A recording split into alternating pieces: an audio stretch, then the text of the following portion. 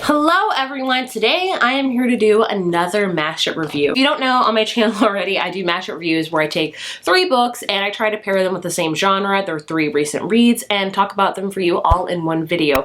I tell you what the book is about, what I liked, what I disliked about it, and what I rated it. I always keep these spoiler free. If you want to hear about one book in particular, I leave timestamps down below as well as on the screen, so in case you just want to hear about that one book, you can do so. So 3 books I'm talking about today are all kind of with the thriller genre. I'm reading a lot more thrillers this year and I'm excited about that. The first one being He Started It by Samantha Downing, The Guest List by Lucy Foley, and The Southern's Book Club's Guide to Slaying Vampires by Grady Hendrix.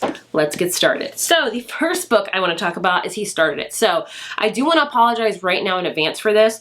This was on my April TBR. This book was originally slated to come out April 28th, but since the pandemic has happened, they have decided to push back the publication date till July. Now, I do try to read arcs like a month or a few weeks in advance because to help the publishers and to help you guys decide if you want to buy it or not. I don't usually read them like way months in advance because I feel like it's kind of unfair to talk about a book and you might really be like, I want that book, and it's not going to be out for 4 months. And you're like, oh. So sadly, that's the case here. I read it before the announcement was made that it's being pushed back to July, but I'm still going to review it for you because I want to talk about it and I want you to keep your eyes peeled for it for July because I really enjoyed it. So with that spiel being said, Samantha Downing also wrote one other thriller last year, her debut one called My Lovely Wife, and it's my favorite thriller I've ever read. I loved it. Couldn't gush about enough. And when you have an amazing debut novel thriller, it's really hard to come up with the second one. I think we all get nervous, the author included, but I have to say I really enjoyed He Started It. It's very different from My Lovely Wife, but I enjoyed it. In this book, we follow a character named Beth, and Beth is a sibling of 3, and she has a sister named Portia and Eddie, and they haven't talked to each other in years, but then they learn that their grandfather has passed away. And in his will, he's also rich, by the way, he decides he's gonna leave them like a lot of money, but they have to go and recreate the road trip that they all went on when they were very, very young. They have to complete it or else they will not get their inheritance, like the will money and things like that. So this book follows Beth, who is the middle child, and just seeing what happens when they recreate this road trip. We follow 2 different timelines. We go with, like, the road trip that happened today and then the road trip that happened when they were very, very young. But things are very amiss. There's a lot of secrets being held between these siblings, between their grandfather that has passed away, and it's just a big mystery of what happened on this road trip. This book I gave a 4 out of 5. I did really enjoy it. It is a very slow start because with family thrillers, is that, I don't know, a genre? I don't know. I don't want to say suburban domestic thriller. I don't know if I would call it domestic thriller, but you have to lay the characters out, this family dynamic and things like that. And I will say, this book, like, it took me a little bit to get into, like I said, but when I got into the middle, I was hooked, and the end was phenomenal. Like, I don't want to say like I guess a lot of thrillers. I think when you read thrillers, you can kind of see where the plot is going to go, and you can probably guess the big twist. This one, I had no clue whatsoever, was completely gobsmacked about it, so I was like, it's pretty good. So I would recommend it. I don't think you're going to guess the ending. I don't think you're going to know exactly what goes on. This book is crazy. These characters are all so unlikable. Sometimes with books, you want to read a book where a character is likable. These characters, they all have really bad traits. They're all kind of evil and horrible people, but somehow you're rooting for one of them at some point, and then you're like, wait, they're evil and bad. Let's go to the other person. And it's just a weird family dynamic, but it was very interesting to see how this road trip played out. And again, the ending was just, didn't expect it, loved every second of it, but I didn't love it as much as My Lovely Wife. I think I just liked the plot of that a little bit more, but this one is still, I think, a good second thriller. I'm excited that she released it, or she's going to release it because it's going to be in July, but I'm excited, and I think it is going to be good. I think a lot of you guys are going to like it, and I would recommend it, especially if you enjoyed her first book, My Lovely Wife, which also had a lot of twists and turns I wasn't expecting. She is a phenomenal writer, I think, already. With her second thriller book, I will read all of them because I enjoy her writing, and she always keeps me guessing, especially with this one. Like, goodness me, the ending. So I enjoyed it. 4 out of 5. Would recommend it. Sorry to tell you that, and you might get excited. you're just gonna have to wait till July, and I'm sorry about that. Moving on, I have The Guest List by Lucy Foley. I read this book on a whim. I selected it for my April Book of the Month pick, and I'm glad I did because I gave this book a 5 out of 5. I did not expect it to give it a 5 out of 5. The quarter, when I was reading it like a quarter in, wasn't a 5 out of 5 for me, but when I got to the middle, and then especially when I got to the end, I was like, this is a 5 out of 5. And I don't give thrillers a 5 out of 5 a lot. I've only given My Lovely Wife by that same author below and this one. This book is very short, very sweet, which I love thrillers to be because it keeps me on the edge and it keeps going fast. It's only like 300 pages. In this book, we have a wedding, basically, and we have this remote island off the coast of Ireland, and we have the wedding of Jules and Will. And Jules is like, has this famous online magazine, and Will is basically Bear Grylls. That's the way I could describe him.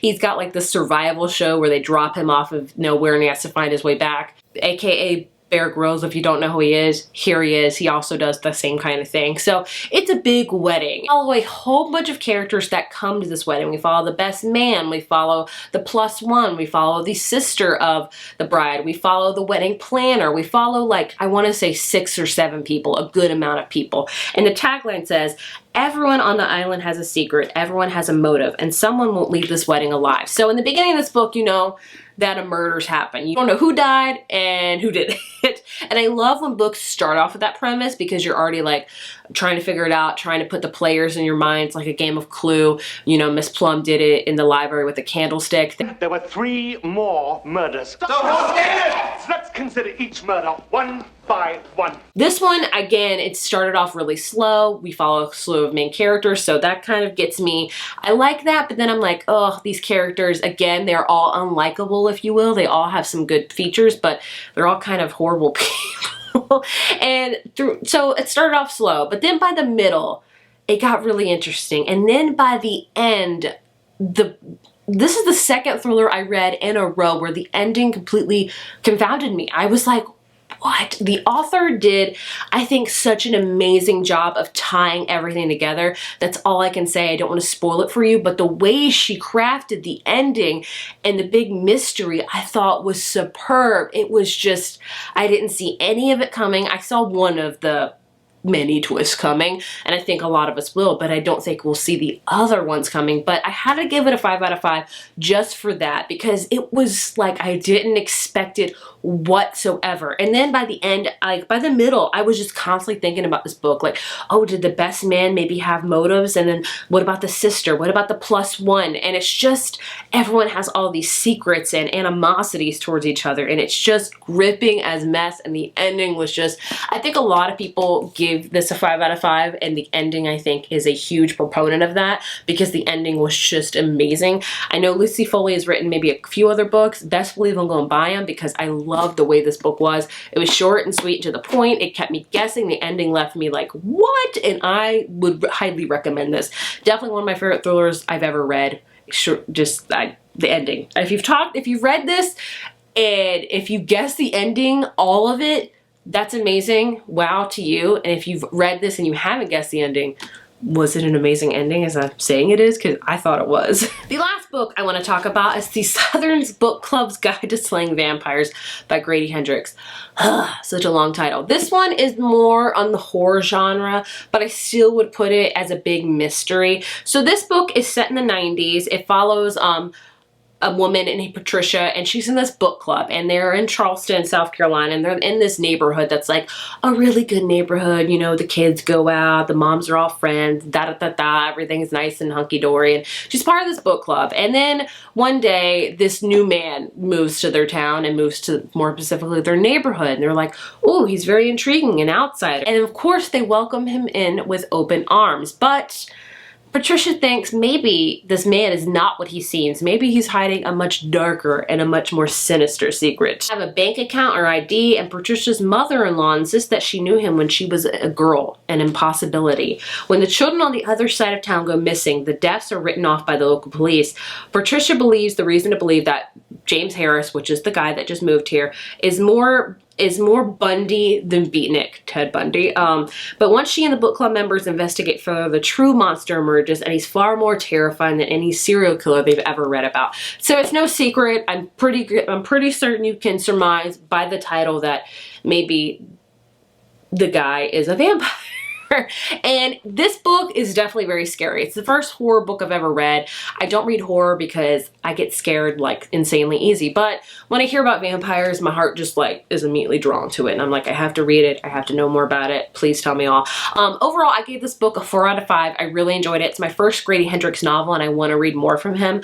This is also kind of set in the same place. I think it's the same place exactly as his previous book, My Best Friend's Exorcism, but none of the characters in it set years in advance, but in the same neighborhood. So I definitely want to check that one out. But I really enjoyed it. I love the way Grady Hendrix made me think a lot. These women in the 90s, they were, you know, they were meant to be homemakers. They were meant to keep the house clean, take care of the kids, have dinner on the table, and that's all they're meant to do. So whenever they had really hesitations about this guy named James Harris that just came through lives, and, you know, Patricia, that's our main character in this book, sees that something is not right with this James Harris, guys. Like, none of the men take any of these women seriously, which, oh my gosh, annoys me. I think that was very relevant to the time back in the 90s. Even today, if you will, sometimes men don't take women seriously, which, so these women had to like be like, all right, since the men think we're stupid, matters into their own hand, and they had to be strong and resilient and figure out things for themselves. So this book club was amazing because they started off like reading a lot of like horror and mystery novels, and so Patricia put 2 and 2 together with the vampires and things, and it's just a book that is very gory. I will say this does have some trigger warnings with like not child abuse, if you will, with things like that. That was very hard to read about. Also, there's a lot of really like creepy and gory things in this book, like, gosh. But I think the heart of this book, like, yes, it's about vampires, but I think it's about like society in the 90s, about how women were not taken seriously, and that women are meant to be meek and fragile and just like take care of the house, and that's their only role. But really, women are much stronger and they know a lot more, and they're very resilient and can fight and do things like that. So I love that he kind of put that as the underlying tone in this, amidst like the backdrop of this like scary vampire that's like, children are going missing, and he's like this vampire. I could talk about this book a lot, apparently. I usually read vampire romances. I like vampires. There's no secret about that. And usually the vampire is dark and broody, but he's got a good heart and he's like a good person, not a person. But this book, the vampire was straight evil. I don't read a ton of those. And he would just come into your life and manipulate you, make your husbands think that he is their best friend, make your kids love you, weave his way into your life and make you look like a fool. That is exactly what happened in this book with this character. He just put himself into Patricia's life and made himself indispensable to this community. And it was just, I would recommend it. If you're not triggered by a lot of those things I talked about, I really enjoyed this book, would highly recommend it. It's a great vampire read, very different from the vampire books I've read, but I enjoyed it nonetheless, would recommend 4 out of 5. Those are my thoughts on all 3 of these books. I enjoyed them all, would recommend all of them to you. If you want like a family drama where the ending's gonna be like, what? WTH? This book is great for that. If you want a wedding where somebody is murdered and you're like, what happened? And the ending again is like, what? Then yes, this is great. If you want vampires in the 90s with things going crazy, check out this one. So all of them great, would recommend them all. Definitely check them out. So let me know if you've read any of these and your thoughts on them. Did you agree with me or not? I would love to hear. Thank you guys so much for watching, and I will see you in my next video. Bye.